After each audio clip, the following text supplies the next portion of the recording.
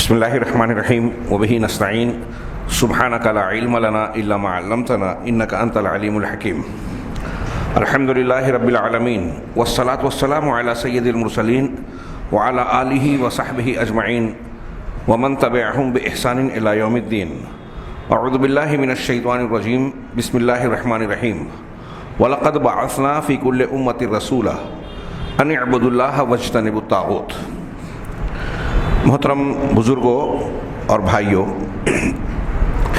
اس سے پہلے کے درس میں ہم لوگوں نے کشف الشبہات نامی رسالے کے درس کے آغاز میں کتاب اور صاحب کتاب مؤلف کا مختصر سا تعارف جانا، ساتھ ہی اس رسالے میں جو مواد اور موضوع ذکر کیا گیا ہے اس کی وضاحت کرتے ہوئے اس کی اہمیت و ضرورت پر بھی روشنی ڈالنے کی کوشش کی گئی ہے کہ یہ کتنی اہمیت کا حامل موضوع اور مواد ہے۔ نام ہی سے ظاہر ہے کشف الشبہات، شبہات کا ازالہ، شبہات کو ہٹانا۔ مراد بیان کی جا چکی ہے کہ اہل ضلالت جو گمراہ لوگ ہیں، جو ایسے لوگ ہیں کہ کلمہ پڑھ رہے ہیں، قرآن و حدیث کے ماننے کا دعویٰ کرتے ہیں، پھر بھی شرک میں پڑ جاتے ہیں۔ ایک طرف لا الہ الا اللہ کہہ رہے ہیں، دوسری طرف شرک میں پڑے ہیں۔ ایک طرف محمد رسول اللہ کا اقرار کر رہے ہیں، حب رسول کا زور و شور سے دعویٰ کرتے ہیں، لیکن جناب محمد رسول اللہ صلی اللہ علیہ وسلم کے منہج اور آپ کی سنتوں کی خلاف ورزیاں کرتے ہیں اور بدعتوں میں ڈوبے ہوئے ہیں۔ ایک طرف وہ حق کو ماننے کا دعویٰ کرتے ہیں، لیکن ان کے عقیدے میں، ان کے اعمال میں باطل چیزیں ہیں۔ کیوں؟ اس لیے کہ اہل شبہات نے ایسی چیزیں ان کے سامنے پیش کی جس سے باطل ان کو حق نظر آنے لگا، اور لا الہ الا اللہ محمد رسول اللہ ماننے جاننے کے باوجود ایسی چیزوں کو اختیار کرتے ہیں جو اس کلمے کے اقرار اور اسے ماننے کے مخالف ہیں۔ آئیے مزید تفصیل نہ بیان کرتے ہوئے ہم کتاب کی طرف لوٹیں۔ سب سے پہلے شیخ محمد بن عبد الوہاب رحمہ اللہ نے آغاز کیا، جیسا کہ اسلام کی تعلیم ہے، اللہ کے نام سے، بسم اللہ الرحمن الرحیم۔ شیخ زید بن محمد بن ہادی مدخلی، جن کی شرح ہمارے سامنے ہے، انہوں نے اختصار کے ساتھ ذکر کیا کہ شیخ نے بسم اللہ الرحمن الرحیم سے اپنے اس رسالے کا آغاز اور ابتدا کی۔ دنیا اور دین و دنیا کی کوئی بھی چیز جو نفع بخش ہو، اچھی ہو، اسے اللہ کے نام سے شروع کرنا چاہیے۔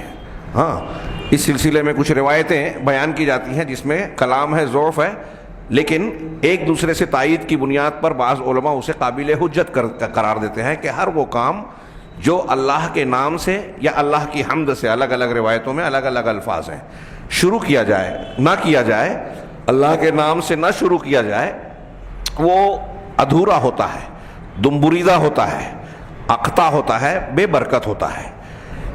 شیخ نے اسے نقل نہ کرتے ہوئے صرف یہ کہا کہ بسم اللہ الرحمن الرحیم، یہ کلمہ اللہ کا کلام اور اس کے کلام کی ایک آیت بھی ہے، اور اس میں اللہ کے 3 اسماء حسنہ کا تذکرہ ہے، تو یہ بہت ہی خیر و برکت کا حامل ہے، کیونکہ اللہ تبارک و تعالی جو اللہ کا اسم ذات ہے، الہ سے بنا ہے، اس کی تفصیل میں نہ جاتے ہوئے ہم اس سے پہلے پڑھ چکے ہیں، اللہ الہ سے بنا ہے، اور یہ اللہ تبارک و تعالیٰ کا اسم ذات ہے۔ قرآن میں ہم دیکھتے ہیں کہ اللہ کا نام ذکر کر کے دوسرے ناموں کو اس کی طرف پھیرا گیا۔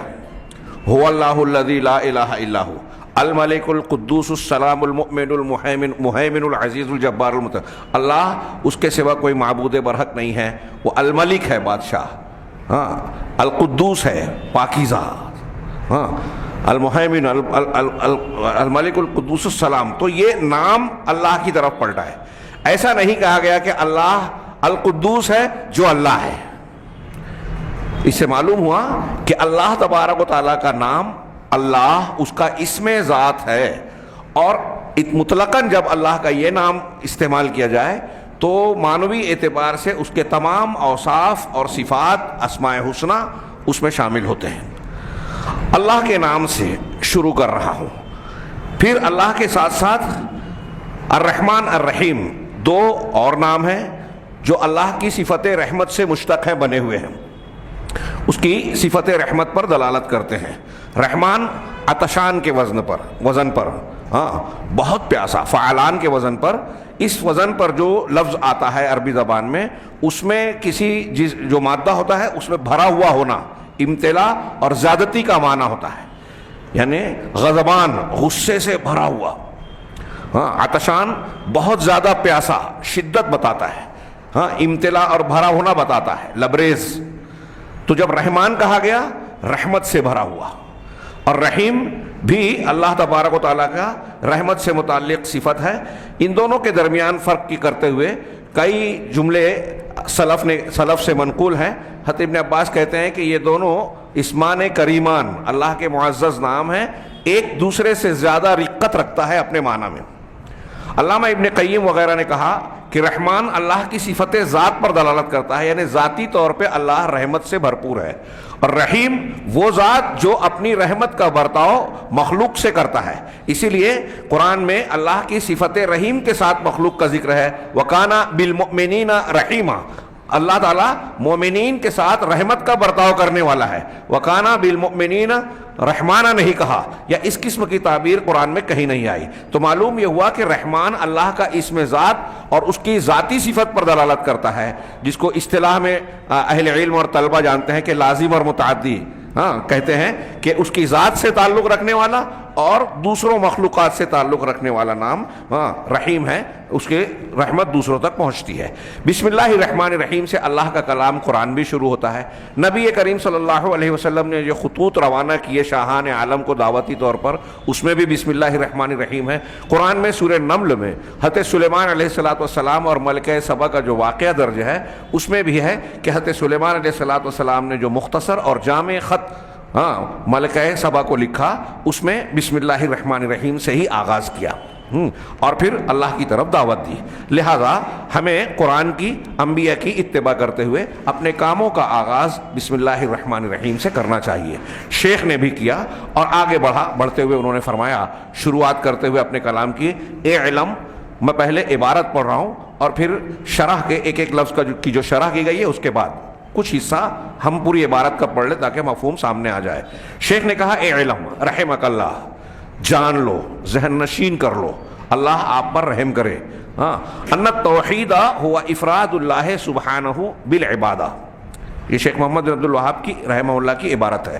وہ کہتے ہیں کہ جان لو، ذہن نشین کر لو، اللہ تم پر رحم کرے کہ توحید حقیقت میں، عبادت میں اللہ سبحانہ و تعالی کو مفرد اور اکیلا ماننا ہے۔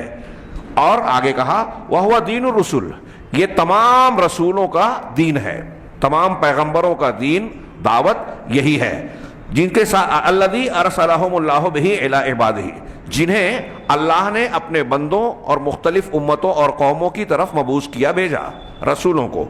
فاولہم نوح، ان میں سب سے پہلے حضرت نوح علیہ السلام ہے۔ اس کی وضاحت ہوگی، رسول پہلے نوح کہے جاتے ہیں جیسا کہ حدیث شفاعت میں ہے، اور اس سے پہلے انبیاء بھی تھے۔ رسول اور نبی میں فرق کیا جاتا ہے۔ حضرت نوح علیہ السلام سے پہلے، ان کی قوم سے پہلے کے لوگوں میں شرک نہیں تھا، کفر نہیں تھا۔ حضرت نوح پہلے پیغمبر ہیں جنہیں مخالفین کا، اہل کفر و اہل شرک کا سامنا کرنا پڑا، اس اعتبار سے ان کو پہلا رسول کہا گیا، جیسا کہ علماء بیان کرتے ہیں، ہم آگے پڑھیں گے شرح کے وقت۔ ان میں سب سے پہلے نوح علیہ السلام ہیں، جنہیں اللہ نے ان کی اپنی قوم کی طرف مبعوث کیا۔ کب؟ لما غلو فی الصالحین ود و سوائن و یغوث و یعوق و نصر، جب انہوں نے اپنی قوم کے نیک لوگوں، ود، سوا، یغوث، یعوق، نصر، ان لوگوں کے بارے میں غلو کیا، حد سے تجاوز کیا، تو اللہ تبارک و تعالیٰ نے حضرت نوح علیہ السلام کو ان کے درمیان رسول بنا کر بھیجا۔ یہ نوح پہلے رسول تھے، وآخر الرسول محمد صلی اللہ علیہ وسلم، اور رسولوں میں سب سے آخر محمد صلی اللہ علیہ وسلم ہیں۔ وہو الذی کسر صور ہؤلاء الصالحین، اور وہی ہیں جنہوں نے ان نیک لوگوں کی شکل و صورت کو توڑا، ان کے بتوں کو، تصویروں کو غارت کیا، توڑا۔ تشریح اور تفصیل بعد میں آئے گی۔ ارسلہ اللہ الی قوم یتعبدون ویحجون ویتصدقون ویذکرون اللہ کثیرا، اللہ نے نبی صلی اللہ علیہ وسلم کو بھیجا ایسے لوگوں کی طرف جو عبادت ریاضت کیا کرتے تھے، حج کرتے تھے، صدقہ و خیرات کرتے تھے، اور اللہ کا خوب ذکر بھی کیا کرتے تھے. یہ مکہ والوں کے بارے میں کہا جا رہا ہے. ہاں، لیکن ساتھ ہی ساتھ وہ اللہ کی عبادت، حج، ذکر و اذکار کرتے تھے. وَلَكِنَّهُمْ يَجْعَلُونَ بَعْضَ الْمَخْلُوقَاتِ وَسَائِطَ بَيْنَهُمْ وَبَيْنَ اللَّهِ، لیکن وہ اپنے اور اللہ کے درمیان بعض واسطوں کو اختیار کرتے تھے، بناتے تھے. بعض لوگوں کو واسطہ، وسیلہ اور درمیانی ثالث بناتے تھے. یقولون، اور کہتے کیا تھے کہ نرید منہم التقرب الی اللہ، کہ ہم ان سے اللہ کا تقرب چاہتے ہیں، ان کے ذریعے سے یہ چاہتے ہیں کہ ہم اللہ کے قریب ہو جائیں، نزدیک ہو جائیں. ان کی عبادت اس لیے کر رہے ہیں کہ یہ ذریعہ بنیں گے اللہ سے قربت کا. وَنُرِيدُ شَفَاعَتَهُمْ عِندَهُ، ہاں، اور اللہ کے پاس ان لوگوں کی جن کو ہم واسطہ بنا رہے ہیں، ان کی سفارش اور شفاعت چاہتے ہیں، جیسے فرشتے، عیسیٰ ابن مریم، ہاں، اور ان کے علاوہ بہت سارے دوسرے نیک اور صالح لوگ. یہ شیخ محمد بن عبد الوہاب رحمہ اللہ کی ابتدائی عبارت میں نے پڑھی. اب اس کی شرح شیخ زید کے شرح کے حوالے سے کچھ حصہ دیکھتے ہیں. ابتدا کی علم جان لو. آغاز میں یہ کہنا اہل علم کا ایک اسلوب ہے، اور یہ بہت خوبصورت اسلوب ہے کہ جب کوئی یہ بات کہی جاتی ہے یہ فعل امر کے ساتھ، تو یہ بطور تنبیہ کے کہی جا رہی ہے، اور اس میں اس بات کی طرف اشارہ ہے کہ جو بات آگے بیان کی جا رہی ہے، جس بات کے بارے میں کہا جا رہا ہے کہ جان لو، آگاہ ہو جاؤ، متنبہ ہو جاؤ، یہ کلمہ تنبیہ کے طور پر استعمال ہو رہا ہے کہ دماغ میں بٹھا لو، ذہن نشین کر لو. اس میں اشارہ ہے کہ آگے جو بات بیان کی جا رہی ہے وہ بہت اہمیت کی حامل ہے، اس کی طرف توجہ دینے کی ضرورت ہے. سرسری طور سے نہ سنو، نہ پڑھو، غور سے دیکھو اور اس کو دل و دماغ میں بٹھاؤ. پھر آگے کی بات کہنے سے پہلے درمیان میں ایک دعائیہ کلمہ نقل کیا، رحمک اللہ، اللہ تم پر رحم کرے. ہر قاری کے تعلق سے دعا دی. یہ بھی قرآن و حدیث کی روشنی میں اہل علم اور اہل ایمان کا اسلوب ہے کہ اپنے مخاطبین کو، پڑھنے والوں کو دعائیں دی جائے. ہمارے یہاں آج کل خاص طور سے ہمارے یہاں اس کا رواج بہت کم ہے، ہاں، اور عربوں میں اس کا رواج آپ کو بہت ملے گا کہ چھوٹی چھوٹی باتوں پر رحمت کی، برکت کی اور جزائے خیر کی دعائیں دیتے ہیں. ہاں، اللہ کی حمد بیان کرتے ہیں. یہ بہت اچھی عادت ہے، اسے رواج دینا چاہیے. توجہ کے ساتھ گھروں میں خوب خوب بولنا چاہیے.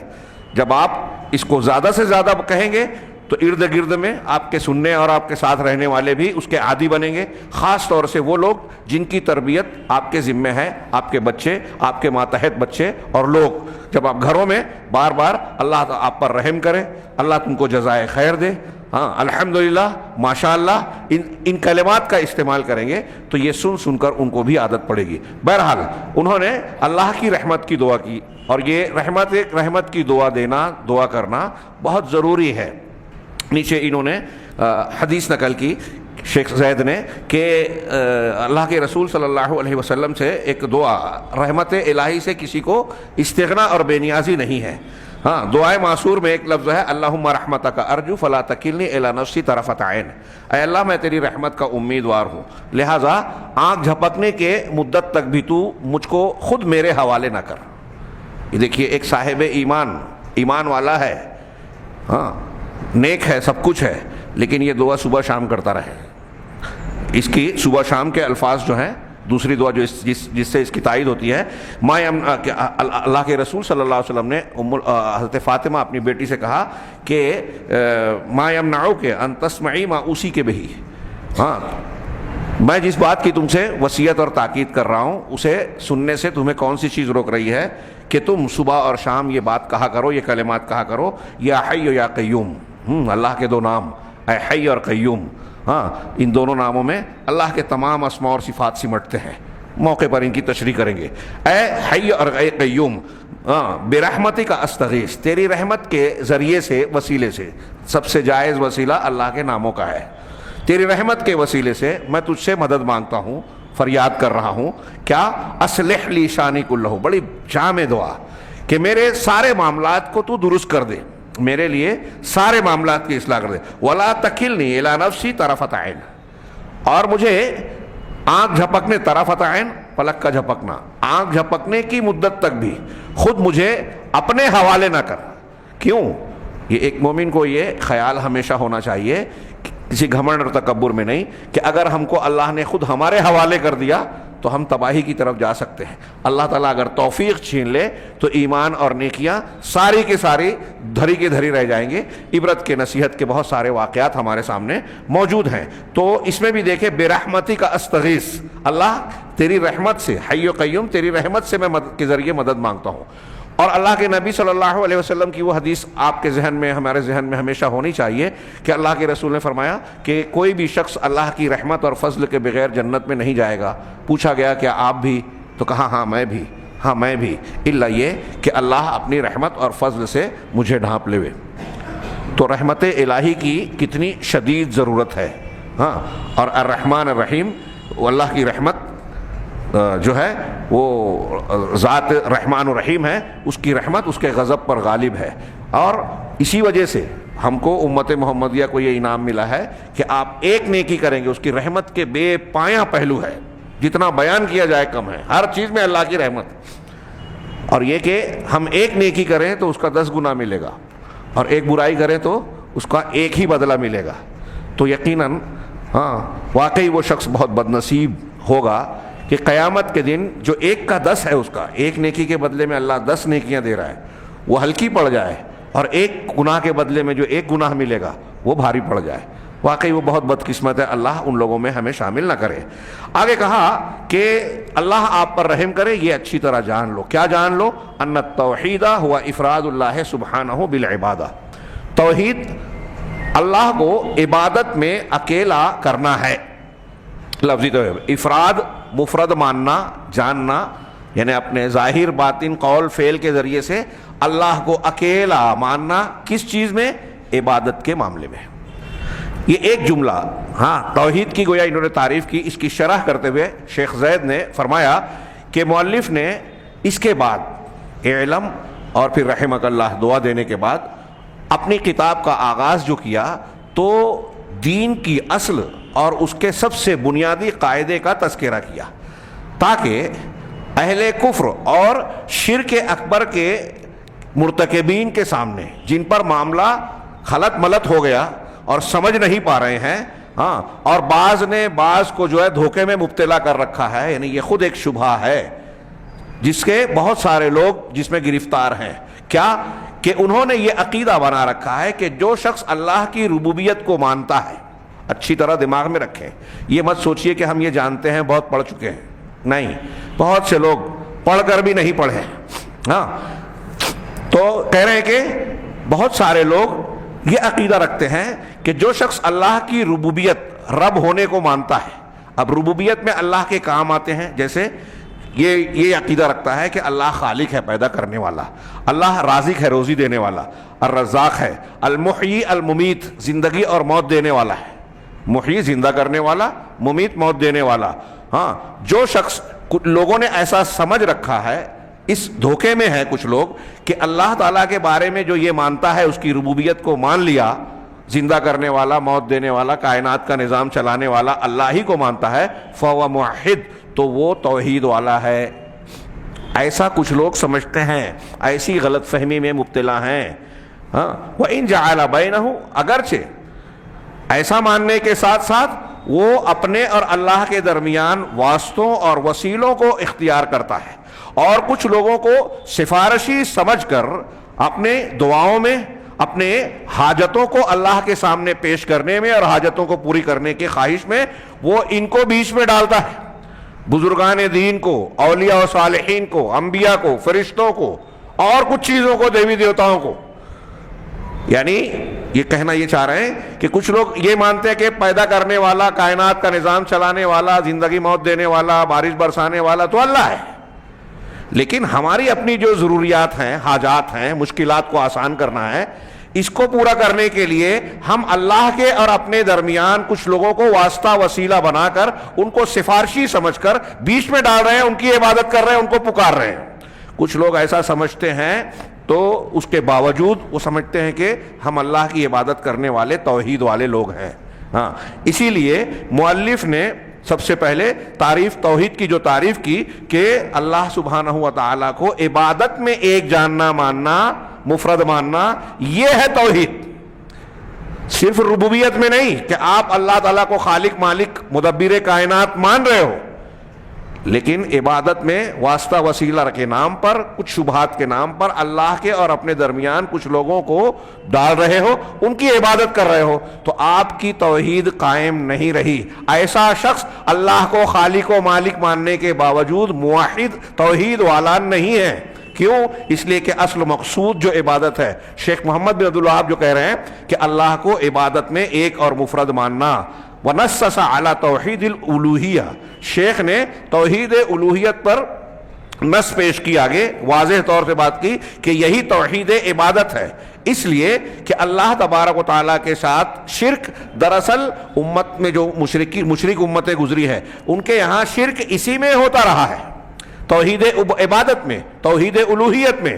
وَكَانَتِ الْخُصُومَةُ بَيْنَ الرُّسُلِ وَالْأَنْبِيَاءِ وَبَيْنَ أُمَمِهِمْ فِي تَوْحِيدِ الْعِبَادَةِ، یہ اچھی طرح دماغ میں رکھنا کہ امتوں اور رسولوں کے درمیان جو جھگڑا تھا وہ توحید عبادت ہی میں تھا۔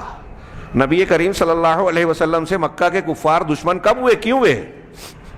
اللہ کے رسول کو اچھے اخلاق والا مانتے تھے، صادق و امین کہتے تھے، امانتیں رکھتے تھے، سب ہم جانتے ہیں، سب سے بہتر شخص کہتے تھے، لیکن اور یہ بھی مانتے تھے کہ کائنات کا پیدا کرنے والا بھی آگے آئے گا، اللہ ہے، آسمان و زمین کو پیدا کرنے والا اللہ ہے، روزی دینے والا وہی ہے، بارش وہی دینے والا ہے، وہ بچائے تو کوئی نقصان نہیں پہنچا سکتا، وہ پکڑے تو کوئی بچا نہیں سکتا۔ یہ سب قرآن میں مضمون ہے کہ ان سے پوچھو گے تو یہ کہیں گے کہ یہ سب کرنے والا اللہ ہے۔ پھر بھی قرآن میں اللہ نے اللہ کے رسول کو کیا حکم دیا؟ قُلْ يَا أَيُّهَا الْكَافِرُونَ لَا أَعْبُدُ مَا تَعْبُدُونَ وَلَا أَنْتُمْ عَابِدُونَ مَا أَعْبُدُ، آپ کہہ دیجئے کہ اے کافرو، ہاں میں اس کی عبادت نہیں کرنے والا کر سکتا جس کی تم کرتے ہو، جن کی تم کرتے ہو، اور میں جس کی عبادت کرتا ہوں تم اس کی عبادت نہیں کرتے۔ ذرا غور سے سوچئے کہ کفار مکہ کے بارے میں ابھی آگے آ رہا ہے، میں نے جو شیخ محمد عبد الوہاب کی بات کی، یہ وہ حج کرتے تھے، دعائیں کرتے تھے، اللہ کا ذکر کرتے تھے، پھر بھی اللہ نے قرآن میں کیا کہا کہ تم اللہ کی عبادت کرنے والے نہیں۔ رسول آپ کہہ دیجئے کہ میں جس کی عبادت کرتا ہوں تم نہیں کرتے اس کی، حالانکہ وہ کرتے تھے۔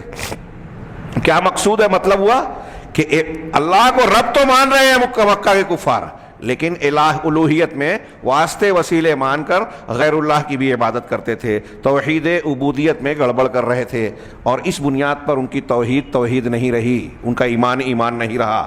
چنانچہ رسولوں اور انبیاء کے درمیان، رسولوں، انبیاء اور ان کی امتوں کے درمیان جو جھگڑا ہوا، اختلاف ہوا، لڑائیاں ہوئی، وہ توحید الوہیت کا ہی جھگڑا تھا، ربوبیت کا جھگڑا نہیں تھا۔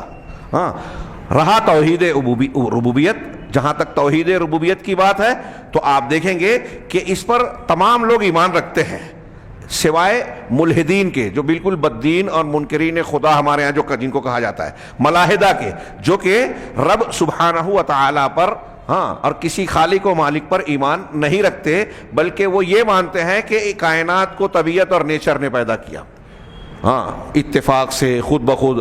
یہ جو ہمارے یہاں ملحدین ہیں، اور ان میں کچھ ایسے بھی جو ہے مسلمانوں میں بھی جو دین سے، آسمانی تعلیمات سے، نبی کی تعلیمات سے بالکل بے بہرا اور مادہ پرست لوگوں سے مرعوب اور متاثر ہو کے ان کے پیچھے اندھے ہو کر چلنے والے، ایسے کچھ بظاہر مسلمان گھروں کے افراد بھی ان چیزوں کو ماننے لگے۔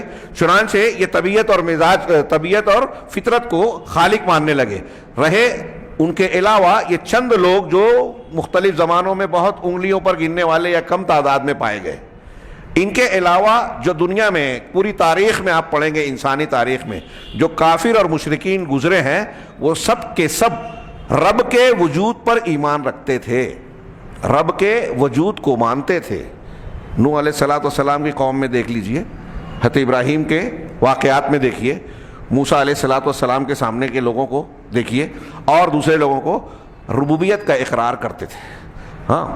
اب یہاں اگر تفصیل کا موقع ہوتا تو یہ بیان کرتا کہ دنیا میں توحید ربوبیت کی بے شمار دلیلیں انسان کی فطرت میں ہیں۔ اللہ نے عالم ارواح میں ہم کو نکال کر جو سوال کیا تھا، الست بربکم، کیا میں تمہارا رب نہیں ہوں، ربوبیت کا اقرار لیا۔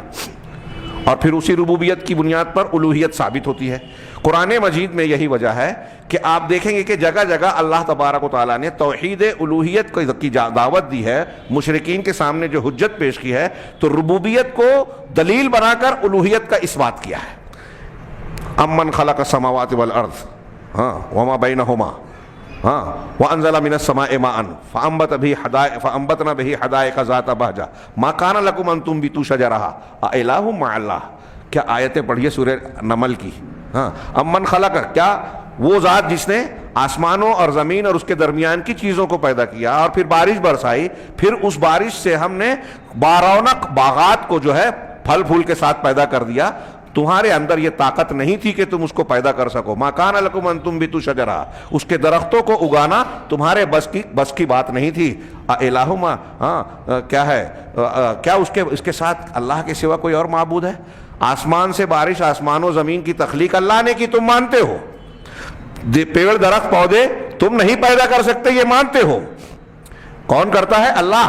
اب جب اللہ پیدا کرنے والا ہے تو اس کے ساتھ معبود عبادت کے لائق کوئی اور کیسے ہو گیا؟ یہ قرآن نے جگہ جگہ توحید ربوبیت کو دلیل بنا کر توحید الوہیت ثابت کیا ہے۔ اس کا مطلب توحید ربوبیت عام طور سے لوگوں کے یہاں جانی مانی اور اس کا اقرار پایا جاتا تھا۔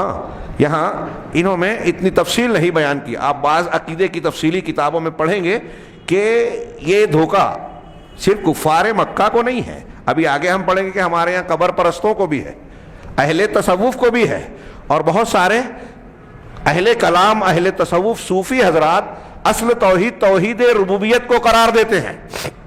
ان کے یہاں توحید کی قسمیں ہی الگ ہے، توحید العامہ، توحید الخاصہ، توحید خاصۃ الخاصہ۔ عام لوگوں کی توحید، خاص کی توحید، خاص میں بھی خاص کی توحید۔ اور جس کو حضرت ابراہیم علیہ السلام جو امام الموحدین ہیں، انبیاء کرام، جناب محمد رسول اللہ صلی اللہ علیہ وسلم جس توحید کو پیش کرتے تھے اور جس توحید پر عمل، قول، فعل، ان کے تقاضوں کی تکمیل کے لیے اپنی زندگی لگا دی، اس کو یہ صوفی لوگ کہتے ہیں کہ یہ عوام کی توحید ہے، خواص کی اس سے اونچی ہے، اور پھر ان سے بھی اونچی اور آگے کی ہے۔ میں اس طرف جاؤں تو بات لمبی ہو جائے گی۔ توحید ربوبیت کے بے شمار دلائل ہیں، اور یہ ایسے دلائل ہیں کہ کوئی انکار بھی نہیں کر سکتا۔ وفی کل شیء لہ آیۃ تدل علی انہ واحد، کائنات کی ہر چیز میں اس کی نشانی ہے جو یہ بتاتی ہے کہ وہ ایک ہے۔ اہل علم نے شیخ شرح العقیدہ طحاویہ میں علامہ ابن ابی العز نے یہاں اس مقام پر بیان کیا، ابھی یہ کہہ رہے ہیں نا شیخ زید کہ ربوبیت کو عام طور سے کفار و مشرکین مانتے رہے ہیں، بہت کم لوگ اس کا انکار کرنے والے پائے گئے تاریخ انسانی میں۔ تو انہوں نے کہا کہ اللہ کے رب ہونے کا انکار کرنے والوں میں ایک نمایاں ترین نام جو تاریخ میں گزرا ہے وہ فرعون کا ہے، جس نے رب العالمین اور ربوبیت کے انکار کا مظاہرہ کیا، تجاہل عارفانہ، تجاہلہ کا لفظ استعمال کیا ابن ابی العز نے، کہ وہ ظاہر کر رہا تھا۔ جب حضرت موسیٰ نے کہا کہ رب العالمین نے مجھے بھیجا اور یہ ہے، تو اس نے سوال کیا، سورہ شعراء میں پڑھیے، وما رب العالمین، رب العالمین کیا ہے، رب العالمین کیا ہے، اور پھر اس کا جواب اور مکالمہ آپ پڑھیے۔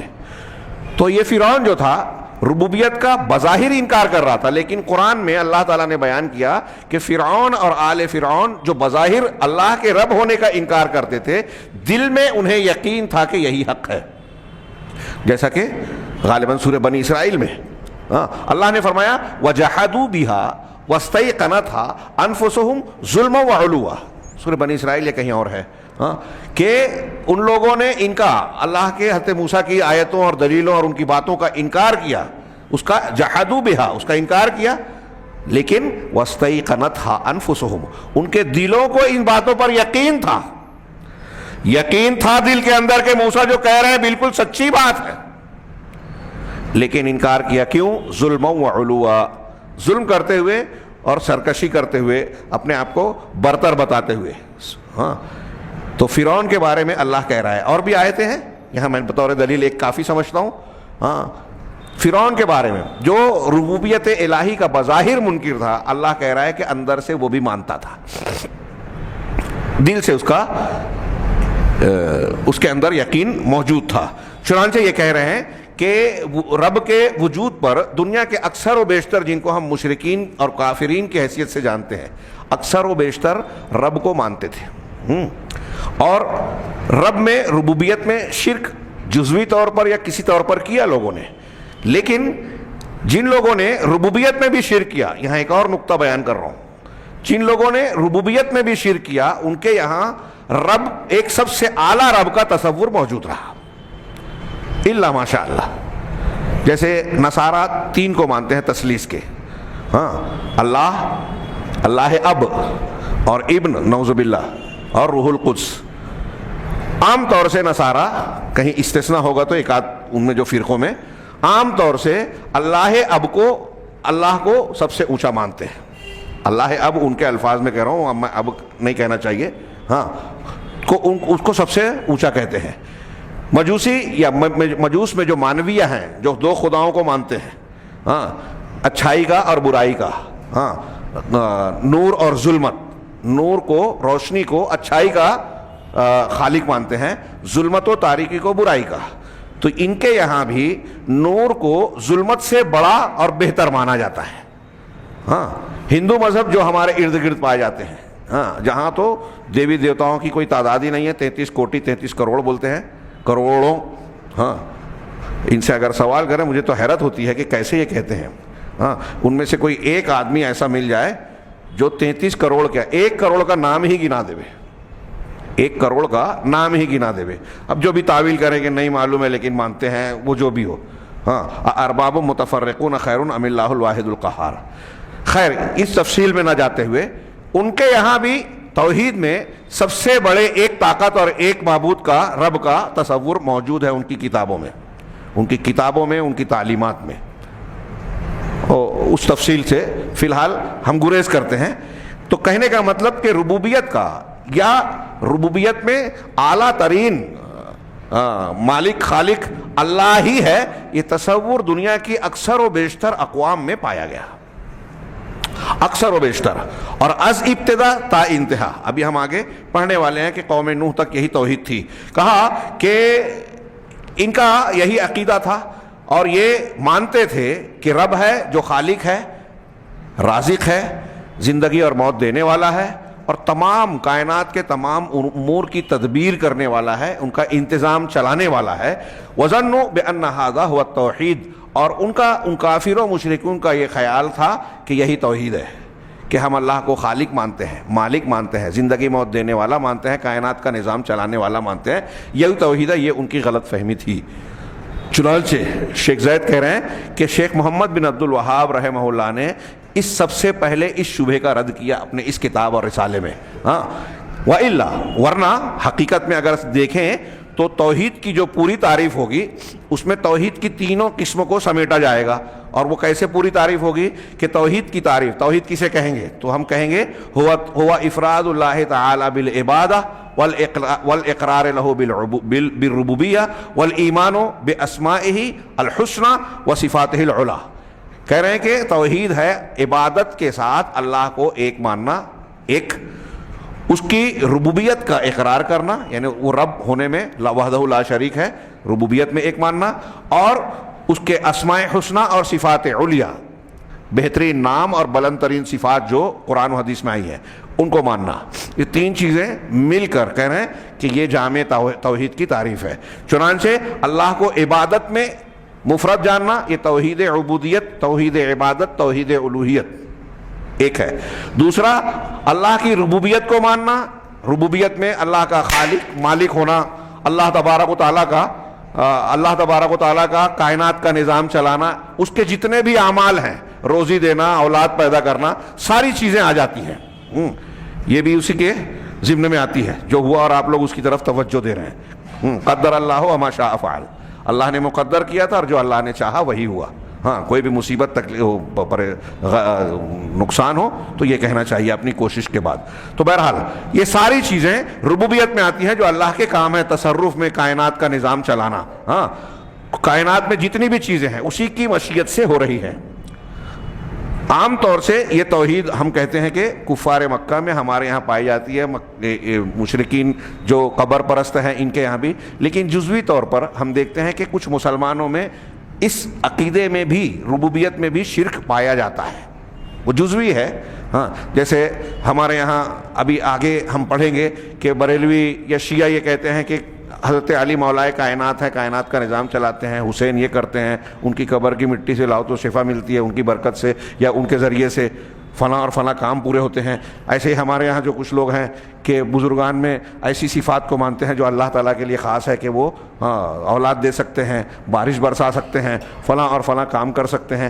ہم اس کو اس کے مقام پر انشاءاللہ دیکھیں گے۔ تو الوہیت میں شرک کے نتیجے میں ربوبیت میں بھی شرک آ جاتا ہے، یہ الگ بات ہے، لیکن بنیادی طور سے خالق مالک کو ماننا یہ عام طور سے لوگوں میں یہ پایا جاتا ہے کہ یہ کام صرف اللہ کی طاقت اور قدرت میں ہے۔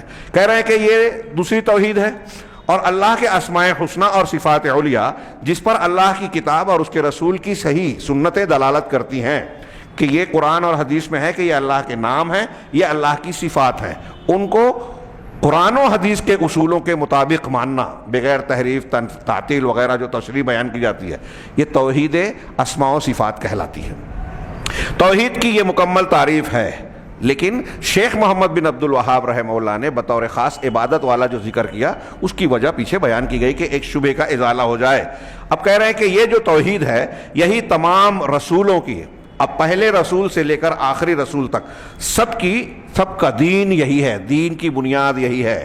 ہاں، آج کل ہمارے یہاں لوگ اس کو غیر اہم سمجھتے ہیں، یہ ان کی کم علمی، جہالت اور نادانی ہے۔ کلمہ توحید، اس کی جامعیت، اس کی تاثیر کو نہ سمجھنے کا نتیجہ ہے۔ ہاں، یہی سوچ لیجئے کہ تمام انبیاء کی دعوت یہی ہے، تمام انبیاء میں کا طریقہ یہ رہا کہ جب تک قوم نے اس کو مانا نہیں، اگلا سبق نہیں دیا۔ اس کی کیا اہمیت ہے، کیا تاثیر ہے، کتنی گہری چیز ہو سکتی ہے، ہمیں غور کرنا چاہیے۔ تو تمام اول تا آخر تمام رسولوں کی دعوت، دین، توحید، یہی توحید رہی ہے جس پر ان کی دعوت متفق ہے۔ چنانچہ کوئی بھی شخص روئے زمین پر، کسی بھی امت کا کوئی شخص مومن اور صاحب ایمان جنت میں جانے کے لائق ہو ہی نہیں سکتا مگر اسی وقت جب وہ اپنی عبادات کے سارے کاموں کو ظاہراً اور باطناً صرف اللہ کے لیے خاص کرے اور عبادت میں اللہ کو اکیلا جانے اور اس کی ربوبیت کا اقرار کرے اور اس کے اسماء حسنہ اور صفات علیٰ کا صحیح طریقے پر یقین اور ایمان رکھے۔ جو شخص علماً، عملاً، ظاہراً، باطناً اس کو اختیار کرے گا، عبادت میں، ربوبیت میں، اسماء و صفات کے معاملے میں ٹھیک توحید کو ظاہراً، باطناً، عملاً، قولاً، فعلاً، اعتقاداً جو اختیار کرے گا وہی توحید والا ہے، موحد ہے، جنت میں جانے کے لائق ہے۔ اور جو شخص توحید ربوبیت کا اقرار کرتا ہے لیکن توحید الوہیت میں گڑبڑ کرتا ہے، اس کو ثابت نہیں کرتا، اس میں شرک کر رہا ہے، تو ایسا اس کا ربوبیت کا ماننا کبھی بھی اس کو فائدہ نہیں دے گا۔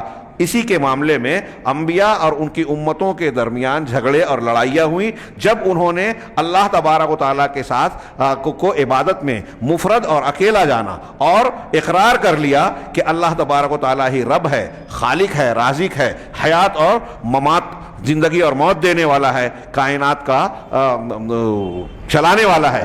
اگر یہ مانا بھی، لیکن اگر توحید الوہیت میں گڑبڑ کی تو انبیاء کا ان سے جھگڑا رہا، مخالفت رہی اور ان کا یہ ماننا کوئی فائدہ مند نہیں رہا۔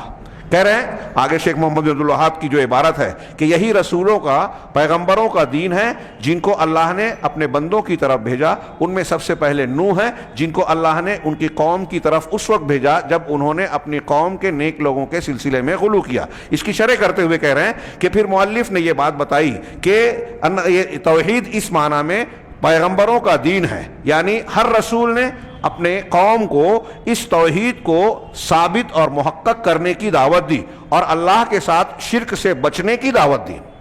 وَلَقَدْ بَعَثْنَا فِي كُلِّ أُمَّةٍ رَسُولًا أَنِ اعْبُدُوا اللَّهَ وَاجْتَنِبُوا الطَّاغُوتَ۔ قرآن میں کئی آیتیں ہیں، ہم نے ہر امت میں ایک پیغمبر بھیجا، ان کا پیغمبر اور رسول کی رسالت کیا تھی؟ أَنِ اعْبُدُوا اللَّهَ، کہ اللہ کی عبادت کرو، وَاجْتَنِبُوا الطَّاغُوتَ، اور طاغوت سے بچو۔ صرف اللہ کی عبادت کرنا کافی نہیں ہے، دوسروں کی عبادت سے بچنا بھی ضروری ہے۔ ایک آدمی اللہ کی عبادت کر رہا ہے، وہ عبداللہ اتنا نہیں کہا رسولوں نے، ساتھ ساتھ یہ کہا کہ طاغوت سے بچو، یعنی اللہ کے سوا جن کی عبادت کی جاتی ہے ان سے بچو، ان سے لا تعلقی کا کرو۔ اسی لیے ہمارے جس کلمے سے انسان اسلام میں داخل ہوتا ہے اس میں پہلے دوسرے معبودوں کا انکار ہے، نفی ہے، لا الہ، کوئی معبود نہیں الا اللہ، سوائے اللہ کے۔ تو اللہ کی سوا باقی تمام کی نفی کرنا یہ بھی ضروری ہے، تبھی توحید متحقق ہوگی۔ آگے یہ دین جیسا کہ اللہ تبارک و تعالیٰ نے رسولوں کی دعوت کی خبر دے کر بتایا، سورہ اعراف اور دوسری صورتوں میں اللہ تعالیٰ نے کئی پیغمبروں کی زبانی یہ جملہ نقل کیا کہ اپنی قوم کے لوگوں سے انہوں نے کیا کہا، یا قوم اعبدوا اللہ ما لکم من الہ غیرہ، اے میری قوم کے لوگوں اللہ کی عبادت کرو، تمہارے لیے اللہ کے سوا اس کے علاوہ کوئی معبود عبادت کے لائق نہیں ہے۔ تمام پیغمبروں کی پہلی دعوت یہ قرآن بیان کرتا ہے۔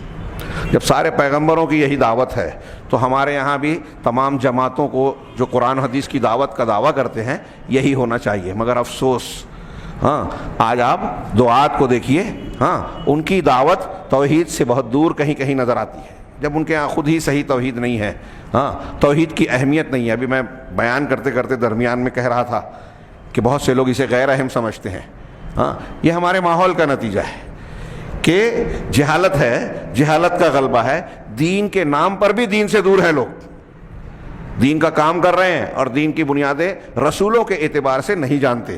وہ تفصیل انشاءاللہ پھر کسی موقع پر آتی رہتی ہے۔ ہم آگے بڑھتے ہیں یہاں کہ تمام رسولوں کی یہ ہے، یہ ان رسولوں میں سب سے پہلے من اولہم نوح علیہ السلام الی آخرہم محمد، نوح علیہ السلام سے لے کر ان کے سب سے آخر محمد صلی اللہ علیہ وسلم تک۔ اب یہاں ایک بات کا ذکر ہوا جو میں نے ابھی کہا تھا کہ حضرت نوح علیہ السلام سے پہلے بھی لوگ تھے، حضرت آدم علیہ السلام، اور نوح علیہ السلام اور آدم علیہ السلام کے درمیان بھی کچھ انبیاء کا تذکرہ تاریخ میں حدیثوں میں ملتا ہے، حضرت ادریس، حضرت شیس علیہ السلام۔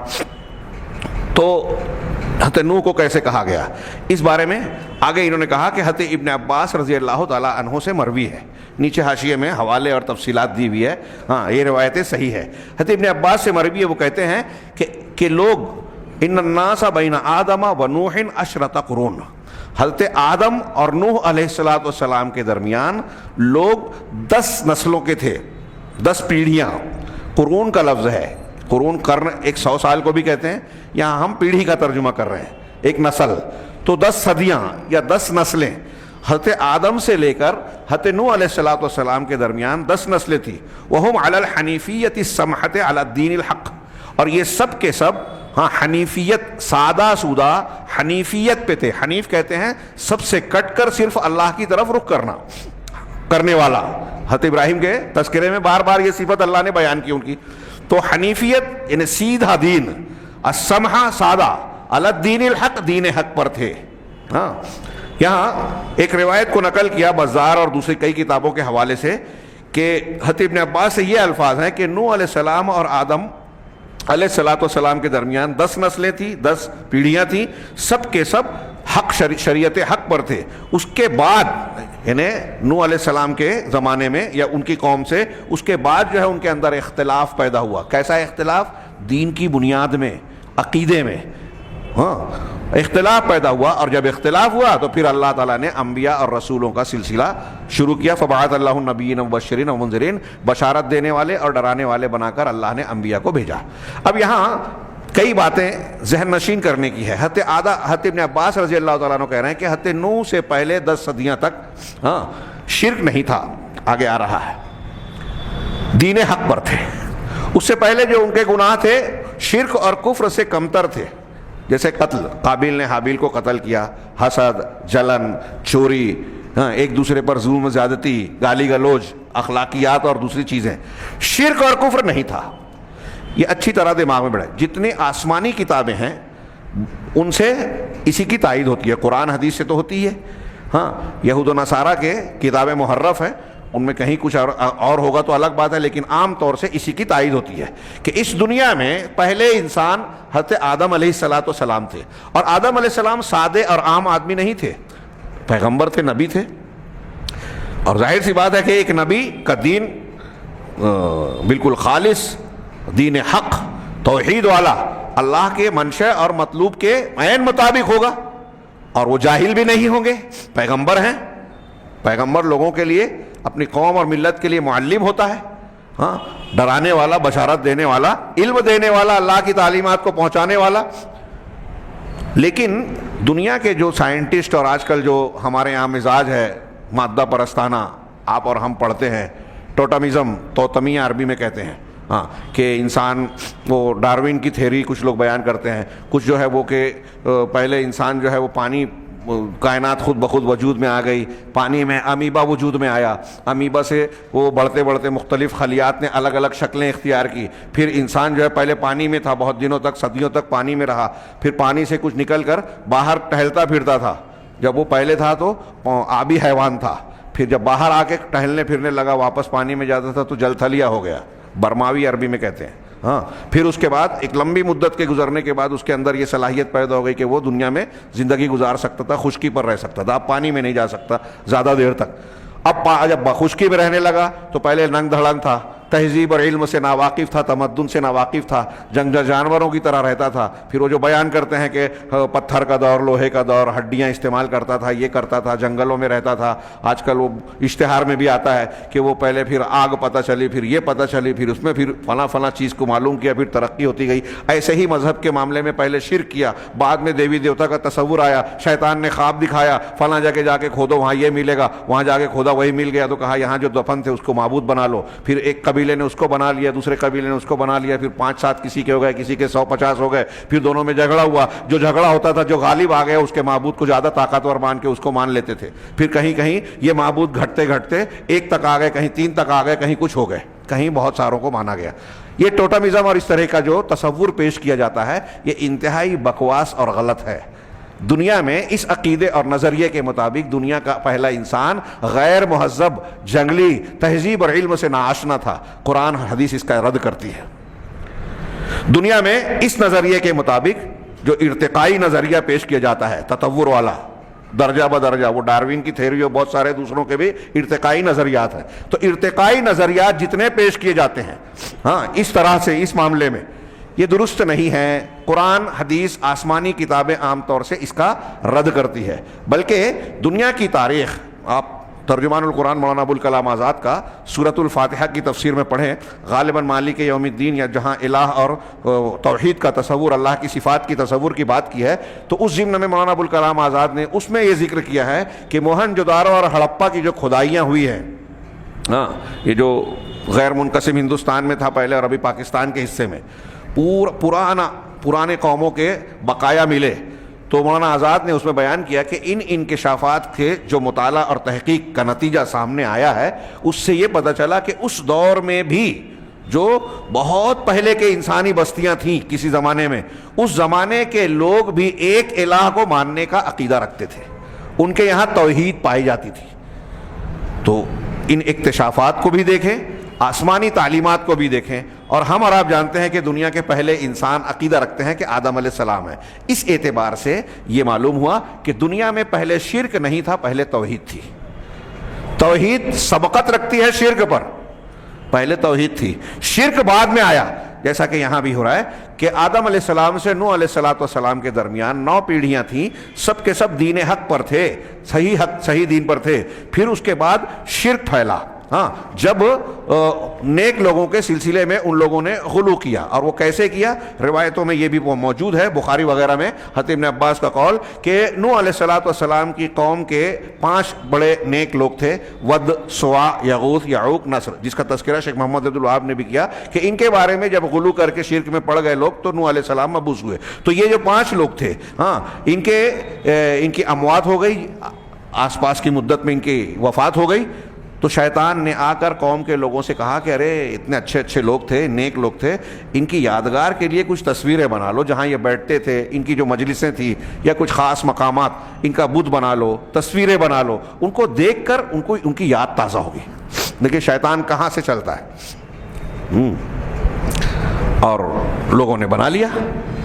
یہ بدعت تھی، ابھی شرک نہیں ہے، ہاں، یہ غلو ہے، بدعت ہے، بزرگوں کی یادگار کے طور پر کہ ان کو دیکھ کر ہم ان کی یاد تازہ کریں گے اور ان کو اپنے لیے نمونہ بنائیں گے۔ بظاہر اس میں کوئی بدنیتی نہیں ہے، بدعت اچھی نیت سے ہی شروع ہوتی ہے.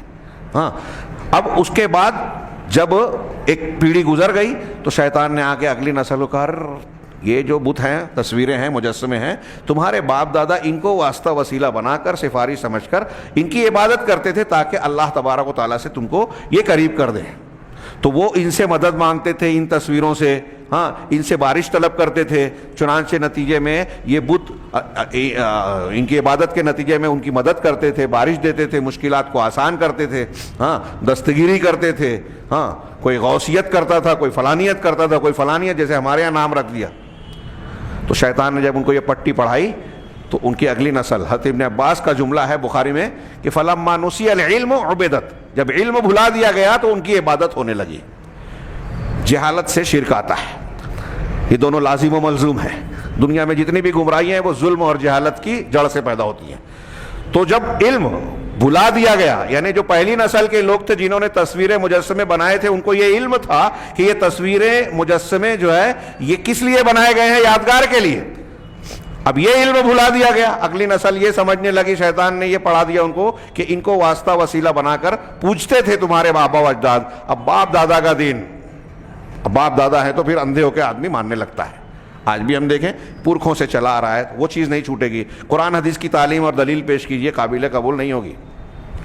لیکن باپ دادا کا حوالہ دیجئے تو وہاں آدمی جو ہے یہ بہت بڑا گمراہی کا راستہ اور طریقہ ہے. کہہ رہے ہیں کہ جب شیطان نے یہ پٹی پڑھائی تو ان بتوں کی عبادت شروع ہو گئی. یہی عین شرک تھا. روئے زمین کا پہلا شرک قوم نوح میں ہوا، اور کس وجہ سے ہوا یہ میں نے سرسری طور سے بیان کیا، انہوں نے اس کا ذکر کیا. آگے کہہ رہے ہیں کہ یہی شرک جو قوم نوح میں تھا، یہ کہ وہ لوگ نظر و نیاز کرتے تھے بتوں کے نام پر، ان سے دعا کرتے تھے، ان سے فریاد طلب کرتے، ان کی طرف رغبت اور ڈر رکھتے تھے، ان کی طرف رغبت کرتے، ان سے ڈرتے، اور اس کے علاوہ جو دوسری عبادات کی قسمیں ہیں وہ اپنے بتوں اور تصویروں کے لیے کرنے لگے.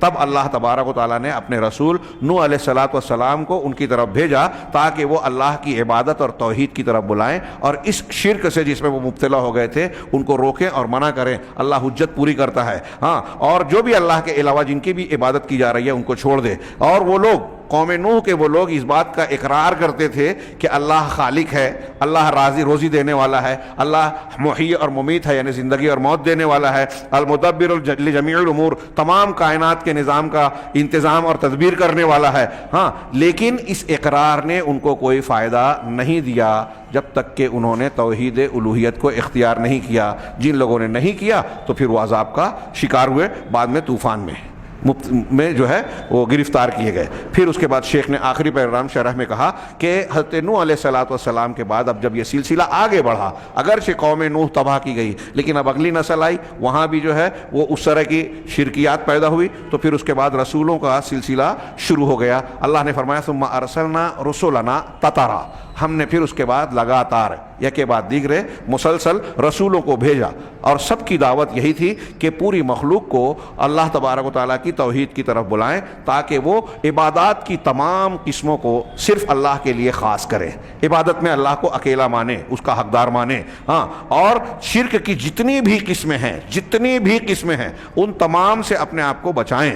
ہاں، چنانچہ توحید پوری نہیں ہو سکتی، یہ دماغ میں بٹھائیں کہ ہماری اور آپ کی اور کسی کی بھی توحید صحیح نہیں ہو سکتی جب تک کہ اس کی ضد سے آدمی پاک صاف اور بری نہ ہو جائے. اور وہ ضد کیا ہے؟ اللہ کے ساتھ شرک کرنا. ہاں، اب امتیں برابر آتی رہیں اور ان کے اندر رسولوں کو بھی مبعوث کیا جاتا رہا اسی دعوت کے ساتھ میں، اس لیے کہ یہ دعوت تمام پیغمبروں کی اصل اور دین کا بنیادی قاعدہ ہے کہ توحید کو اختیار کیا جائے اور شرک سے اس کے تمام صورتوں اور وسیلوں کے ساتھ بچا جائے. یہ یہاں ایک عبارت تک کا میں نے شرح کی. پہلے رسول نوح تھے، جب انہوں نے اس وقت اللہ نے بھیجا جب قوم نوح کے صالح، ود، سوا، یغوث وغیرہ کو اللہ کے سلسلے میں قوم نے غلو کیا. اب اگلا جو جملہ ہے کہ ان رسولوں میں سب سے آخر محمد صلی اللہ علیہ وسلم، جنہوں نے صالحین کی ان تصویروں کو توڑا اور پھر کن لوگوں میں بھیجے گئے، انشاءاللہ اگلے درس میں ہم اس کی تفصیل پڑھیں گے. اللہ تبارک تعالی ہمیں صحیح دین کو سمجھنے اور اس کو اختیار کرنے کی توفیق عطا فرمائے اور ہر قسم کے شبہات اور گمراہیوں سے ہمیں محفوظ رکھے. وآخر دعوانا ان الحمد للہ رب العالمین وصلی اللہ علی نبینا محمد.